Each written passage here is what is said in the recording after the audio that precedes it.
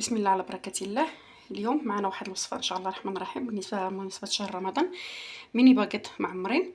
عندنا العجينة هنايا، عندنا معلقة ديال السكر، نص معلقة ديال الملحة، معلقة ديال الخميرة، عندي كاس ديال الحليب اللي غنديروه في الكاسرونة يطفى،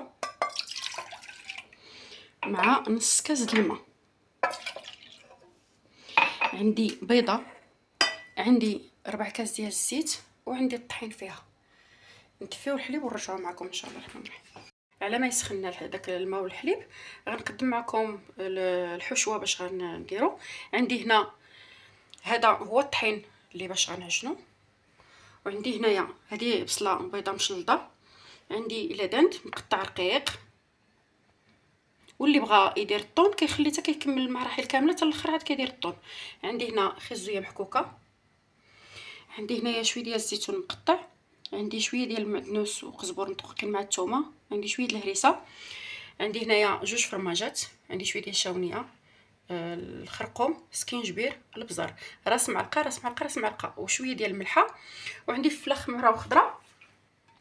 غندوزو نشحروا هادشي على ما يدفن الحليب ان شاء الله الرحمن الرحيم.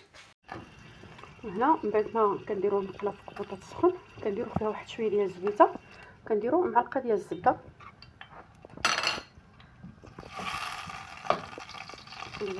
كتذوب لنا الزبده، كتعطي واحد المذاق اللي هو زوين بزاف. هذه الحشوه من بعد ما كتذوب لنا هكايا كنضيفوا البصيله الخضريه هذه وقتها كتجي بها هاد الوصفه لذيذه وزوينه بزاف، كتعجب الوليدات الصغار بزاف وكتعجب حتى الكبار. الا شي كيعيا بنادم في هاد رمضان ما يفكرش شنو يدير شنو يدير، هاد الباكيطات اقتراح زوين. كنخليو كنجهدو شويه في البوطه باش البصله ما تطلقلناش الماء، العناصر كامله باش ما تطلقلناش الماء كنضطروا نزيدو شويه في البوطه. نضيف دابا المليحه والبزار والفلفله، دبلات لنا هاد البصيله ديالنا، درنا لها المليحه والبزار. نضيفوا هاد لادانت، انا قلت لكم البوطه تكون مجهده باش حتى حاجه ما تطلق لنا الماء.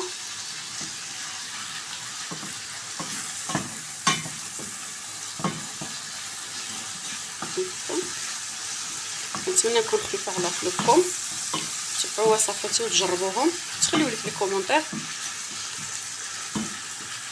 من بعد ما غيتشحر لنا شويه لادانت نضيفوا العناصر الاخرى وعاد نشوف العجينه ان شاء الله. ها هو تشحرنا لادانت. من بعد ما تشحرنا لادانت ديالنا غنضيفوا الزيتون،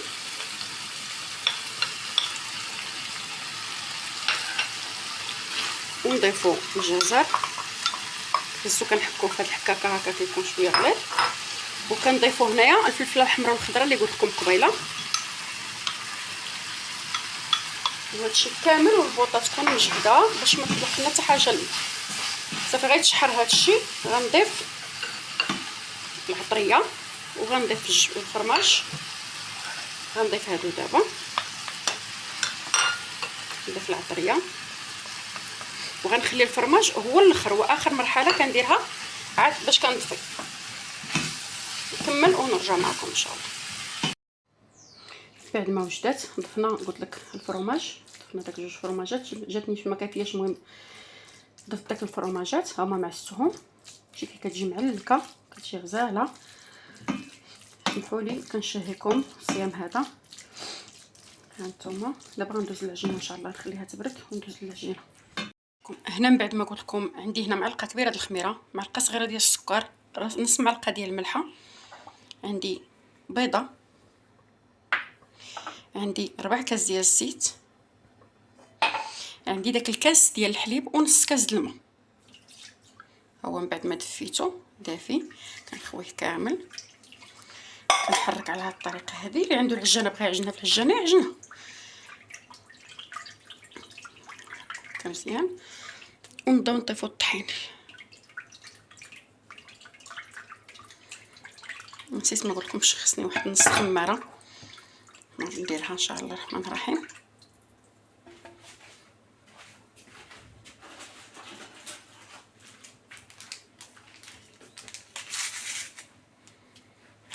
كنعتذر معكم. نسخمر هاد الحلوه.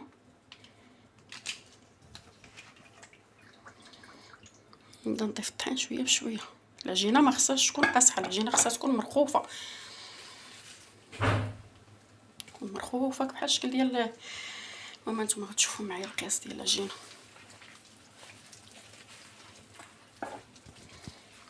هاد العجينه راه نقدو نخرجوا منها حتى جوج الاشكالات، نقدو نخرجوا منها هكا لي ميني باغيت معمرين، ونقدو نخرجوا منها شكل حلو.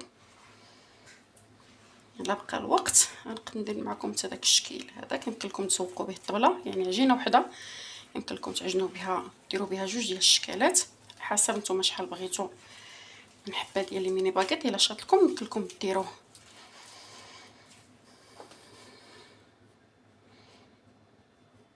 هذاك الشكل كيجي رائع، كيجي زوين. نكمل العجينه ونرجع معكم ان شاء الله الرحمن الرحيم تشوفوا شكل العجينه كي داير. هانتوما شوفوا العجينه كي كتكون ماشي قاصحه وماشي مرخوفه حتى كتولي كتلتصق في اليدين هكا مرخوفه. دابا غنبداو نقطعوا فيها، ديروا الحجم هكا كويرات على هذا الشكل هذا. كنديرهم هكا في صوانيه يكون فيها شويه ديال الطحين. كل طريقته في التقطيع، انا كتجيني سهله هاد الطريقه هذه. نكملوهم كاملين ونرجعوا ديك الساعات معكم باش نوريكم الطريقه كيفاش كنديروا نعمروهم. نتمنى نكون خفيفه على قلوبكم.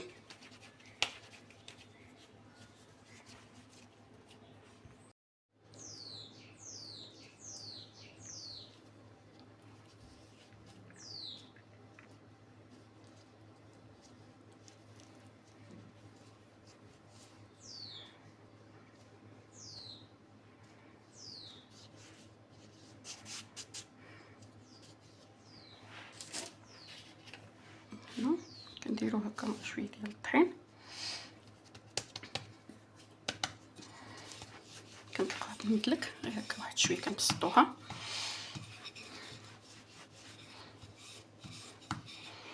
تجي هكا بيضاويه باش تعطينا لا فورم ديال الباكيطه هكا مسرحه. هانتوما شوفوا لا تيكستور ديالها كي دايره.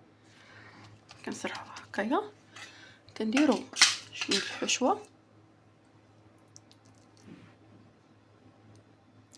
نحطوها هكا هنا في الوسط.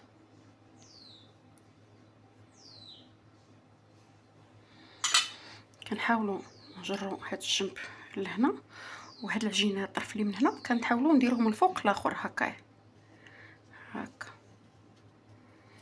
باش كنتاكدوا بان الحشوه ما تخرج لناش كاع. نتوما شوفوا انا ندور لكم عندي، نخدم لكم واحده اخرى بهذه الطريقه هذه هكا. كنديروا هكا العجينه صافي، نسوسو هكا عليها الطحين ديالها، نديروها في القصديره تختمر.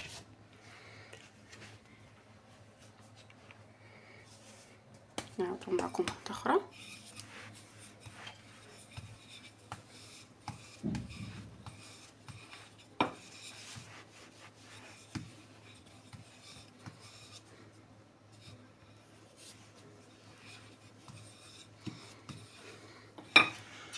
نضيفو عاود الحشوه،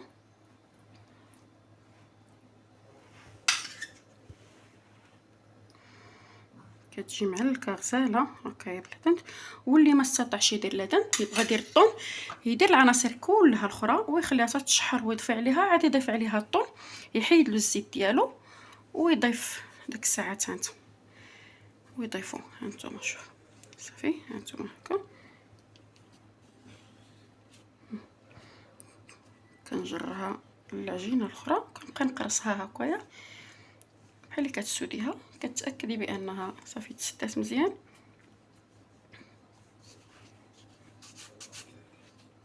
هكا وكنخليوهم يختمروا حتى كيختمروا. كندهنوهم هكا بالبيض ونزينوهم وندخلوهم الفران ان شاء الله. ملي يختمروا نرجعوا معكم نوريكم. راه شاط لي نيت العجينه اللي قلت لكم، خليت واحد شويه العجينه باش ندير معكم حتى واحد الاقتراح ديال الحلو. انا قلت غير باش بنادم يعمر الطبله. يمكن لكم العجينه وحده تخرج جوج شكالات، الحلو والمالح. نحاول ندير معكم ان شاء الله الرحمن الرحيم. قبلوا عليا، كنتمنى تكونوا بقيتوا حتى لاخر الفيديو باش تشوفوا معنا الوصفه كي جات. وفيها بس الا ضغطتوا على الزر ديال الاشتراك درتو جيم كومونتير. وهنا من بعد سمحوا لي راه مشى لي واحد المقطع ديال الكريم باتيسير فاش بغيت نطيبها. الكريم باتيسير العادي اللي كنشريو بودره كنديفوها مع الحليب ومع السكر. ضفت لها انا واحد الاضافه ديال دانون ديال الكراميل، واحد المعلقه صغيره ديال الزبده. هذا المقطع راه لقيتو تمسح لي يسحب لي كنصور ساعه التليفون ما كيصور لياش. عندي هنا تفاح اللي مقطع هكا شريح رقاق، وعندي هكا البيبي دي شوكولا. كندير الكاس هكا في الطحين، كنشد كنبرك بيه هكا على العجينه، ندير فيها هكا باش كدير لي هاد الدائره هكا في الوسط. نحاول نجيبها في الوسط نيشان كاملين، كندير لهم نفس المساله.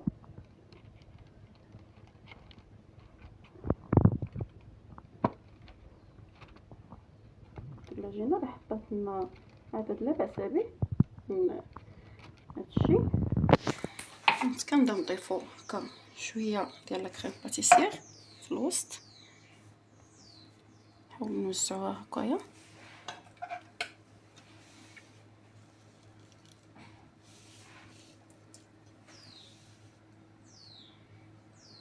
نوزعوها هكايا باش ندخلو فيها داك التفاح على ما تطلع فيهم الخميره. الاخرين طيبوا، الاخرين هما الاولى ملي غيخمروا غنوريهم لكم كيفاش خمروا، فاش بغيو ندهنوهم وداكشي وندخلهم الفران.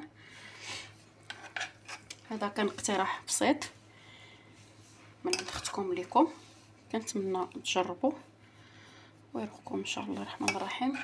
ديروها للوليدات كغوتي المدرسه، كتجي رائعه. وحتى الناس الكبار لاش لا، ماشي مشكل، كلشي ياكل. هذه كاقتراح للغوتي دراري المدرسه، كتجي زعما كتحط عدد لا باس به كتفكك منهم. نتوما شوف كندير هكايا تفاح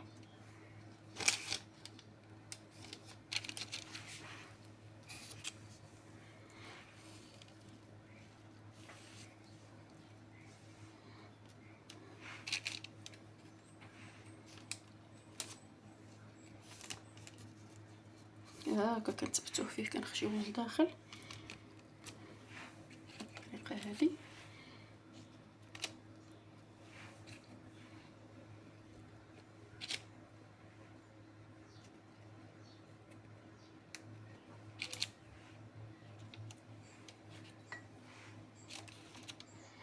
وكنزوقو هكا بشويه ديال البيبي دو شوكولا ولا زبيب. ولا مبغيتوش ديروا كاع التفاح كيمكن لكم تكتفيو غير بالكريم باتيسير وديروا شويه ديال الزبيب من الفوق هكا ولا بيبي دو شوكولا هكايا من الفوق، حتى كيجيو رائعين. انا حيت عندي التفاح وليداتي كيعجبهم هكا بالتفاح كنت نديرهم بالتفاح هاد النهار. يمكن لك ديريهم غير بالزبيب، غير بالكريم باتيسير بوحديتها، حبيبات ديال الزبيب هكايا، حبيبات هكا ديال الشكلاط كيجيو حتى هما رائعين. ذوق ومذاق.